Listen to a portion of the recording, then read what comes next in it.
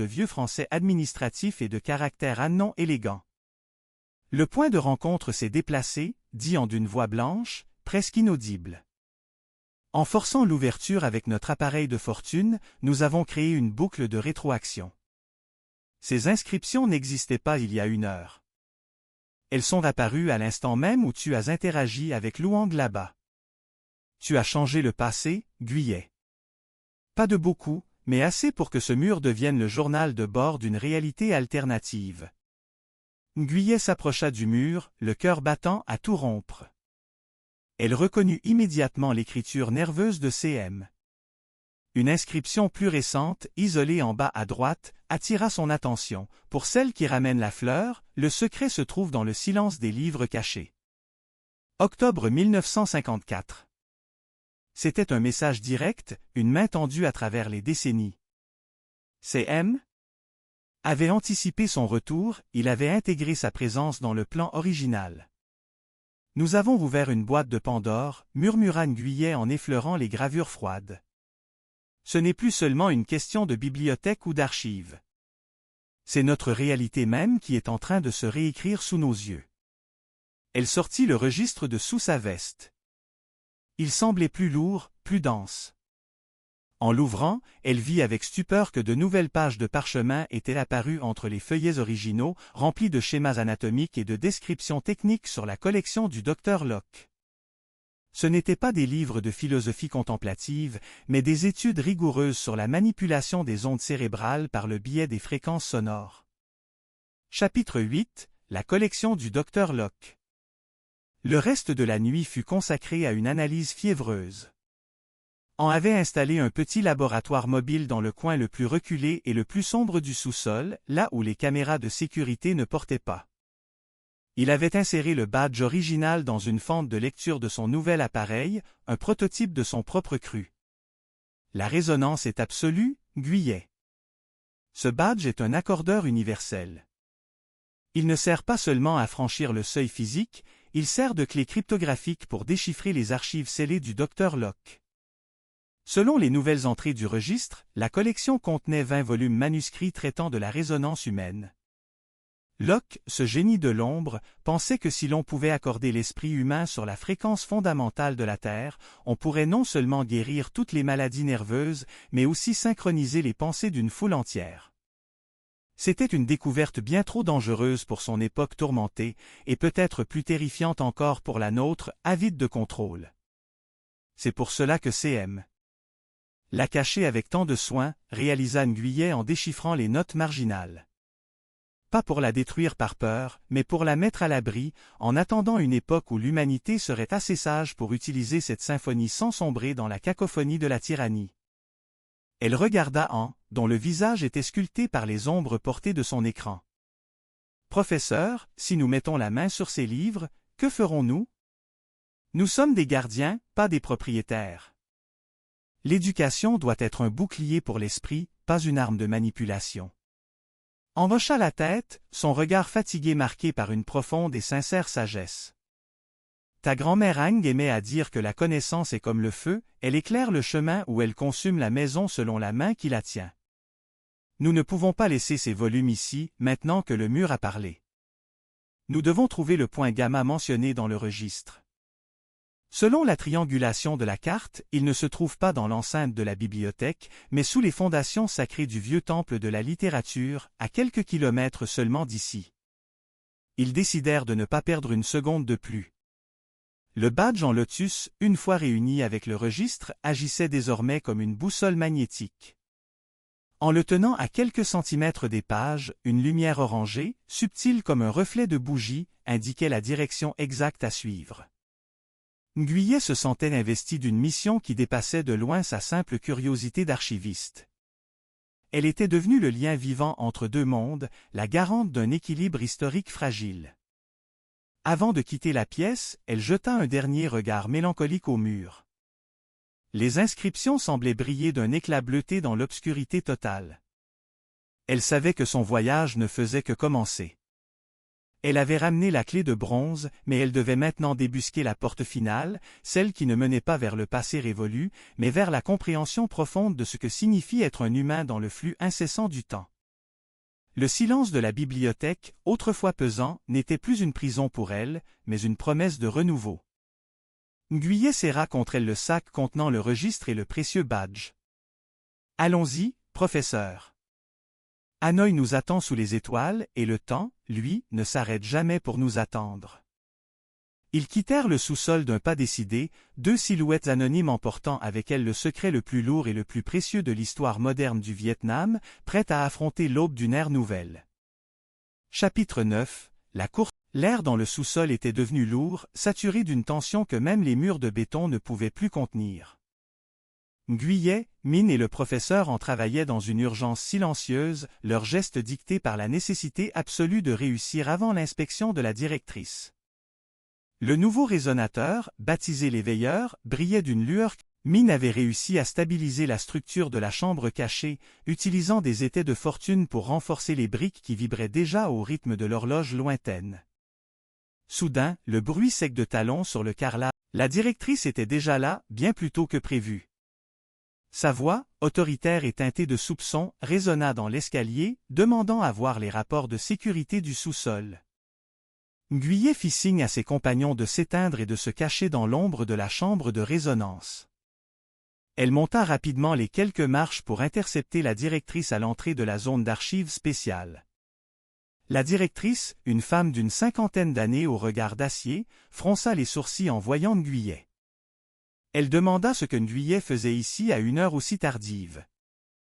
Ngüiyé, retrouvant son calme d'archiviste, répondit qu'elle avait découvert une anomalie dans le système de classification des manuscrits de 1948 et qu'elle voulait s'assurer que tout était en ordre avant l'inspection.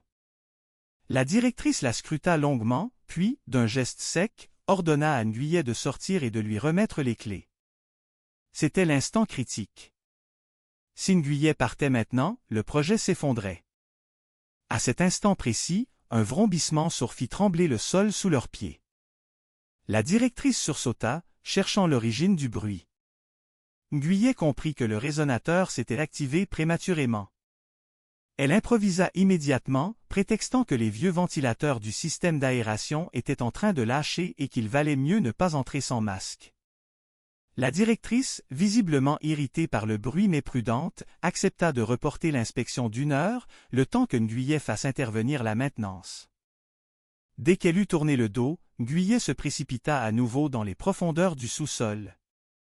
Chapitre 10. Il restait exactement 10 minutes avant 19 heures. Le professeur en transpirait à grosses gouttes, ajustant les derniers cadrans de l'éveilleur. Min tenait le registre ouvert, lisant à haute voix les dernières instructions de CM. Pour synchroniser leur cœur avec la machine. Ils se placèrent en demi-cercle devant le mur. Le béton ne vibrait plus, il semblait respirer, s'étirant et se contractant comme un tissu vivant. La première sonnerie retentit. Le résonateur émit un sifflement aigu qui se transforma rapidement en une mélodie harmonique. 2, 3. La lumière dans la pièce commença à tourbillonner, créant un vortex de poussière d'or. 4, 5. Ngüiyé sentit une présence à ses côtés, une chaleur familière. Elle ne regarda pas, mais elle savait que Ngüiyé Xuan était là, dans une autre dimension, faisant le même geste au même instant. 6. À la 7e sonnerie, le mur ne devint pas transparent, il disparut complètement.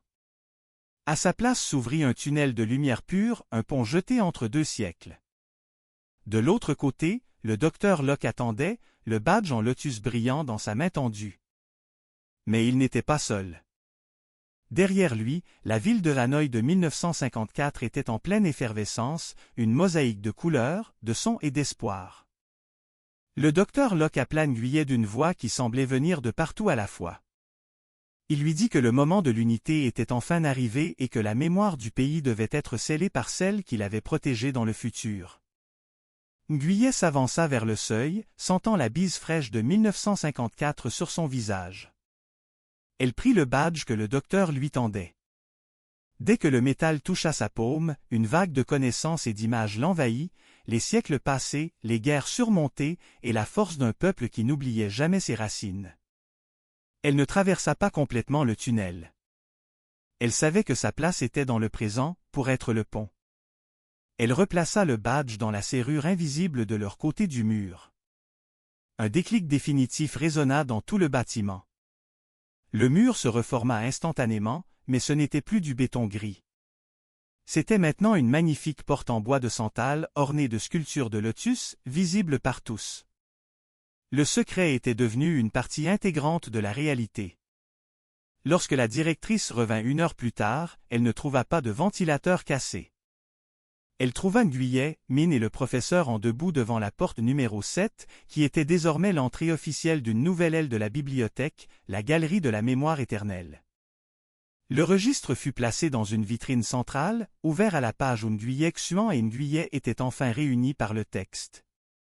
Nguyen sourit, sachant que le silence qu'elle aimait tant était désormais peuplé des voix de l'histoire, et que son propre voyage, bien que terminé pour l'instant, resterait gravé dans chaque fibre du vieux papier qu'elle continuerait de chérir. Chapitre 9 – Les murmures du temple. La nuit de Hanoï enveloppait la ville d'une humidité tiède alors que Nguyen et le professeur en s'approchaient du temple de la littérature. Les rues, habituellement bouillonnantes de vie, s'étaient apaisées, ne laissant que le ronronnement lointain de quelques cyclomoteurs. Le temple, avec ses toits recourbés et ses jardins séculaires, se dressait comme un bastion de sagesse immuable au milieu de la modernité galopante. Le badge en lotus, glissé dans la poche de Nguyen, vibrait d'une intensité croissante à mesure qu'il franchissait la grande porte de l'entrée. « Nous y sommes » chuchota En, ses yeux scrutant les ombres des stèles des docteurs. Le point gamma ne se trouve pas en surface. C'est une architecture de résonance souterraine, conçue pour protéger les écrits les plus sensibles de l'époque impériale, bien avant que le docteur Locke n'y ajoute ses propres travaux.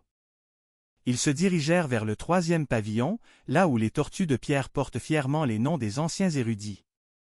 Nguyen sortit le registre. Sous la lumière de la lune, les nouvelles pages brillaient d'un éclat argenté. Le texte n'était plus en français, mais en caractères anciens que seule son éducation classique lui permettait de déchiffrer partiellement. Le silence est le gardien de la fréquence, luait à voix basse. Là où le son s'arrête, la vérité commence. On s'arrêta devant une stèle particulière, plus érodée que les autres. Regarde la base, Nguyen. Ce n'est pas du calcaire ordinaire. Il s'agenouilla et pressa le badge en lotus contre une petite cavité dissimulée derrière la tête de la tortue. Un clic métallique résonna, suivi d'un grondement sourd. Une dalle de pierre pivota lentement, révélant un escalier étroit plongeant dans les entrailles de la terre. L'air qui s'en échappait était sec, chargé d'une odeur de vieux papier et de cire d'abeille. Chapitre 10 – La symphonie du silence. Ils descendirent avec précaution, leurs lampes torchées découpant des cônes de lumière dans l'obscurité millénaire. Au bas des marches, ils débouchèrent sur une salle circulaire dont les murs étaient tapissés de niches contenant des rouleaux de soie et des volumes reliés en cuir sombre. Au centre de la pièce trônait un autel en bronze, entouré de 20 piliers de jade sculptés. « C'est la collection du docteur Locke » murmura Nguyen, le souffle coupé par la majesté du lieu. Chaque pilier représentait un volume de la résonance humaine. On s'approcha de l'autel central et y déposa le registre. Immédiatement, la pièce s'illumina d'une clarté douce. Les piliers commencèrent à émettre un bourdonnement harmonique, une mélodie si pure qu'elle semblait s'adresser directement à l'âme. Ce n'est pas un pouvoir, c'est une responsabilité, dit une voix qui semblait venir de partout à la fois. Nguyen se retourna, mais il n'y avait personne. C'était la résonance du lieu, une empreinte sonore laissée par le docteur Locke lui-même. Vous avez ramené l'unité. Le cycle est complet. La connaissance peut maintenant être restituée à ceux qui sauront l'écouter sans vouloir la posséder. Le professeur en regarda Nguyen, une larme brillant au coin de son œil. Ta mission s'achève ici, Nguyen. Tu as été le pont. Tu as protégé l'histoire et assuré l'avenir. Elle s'approcha de l'autel et posa ses mains sur le registre. Elle sentit une paix profonde l'envahir. Elle comprit que le secret de la porte numéro 7 n'était pas un voyage dans le temps, mais une invitation à s'accorder avec le rythme éternel de la connaissance. Ils passèrent le reste de la nuit à inventorier les volumes, non pas pour les emporter, mais pour s'assurer que leur existence resterait consignée dans les annales des gardiens. Au lever du soleil, alors qu'il quittait le temple, Nguyen se sentit transformée. Elle n'était plus seulement l'archiviste de l'Institut de Hanoï, elle était désormais une sentinelle du temps, veillant sur le silence des livres cachés. La porte s'était refermée derrière eux, mais une nouvelle voix s'était ouverte dans son cœur, celle de la sagesse éternelle d'un Vietnam qui ne cessait de se réinventer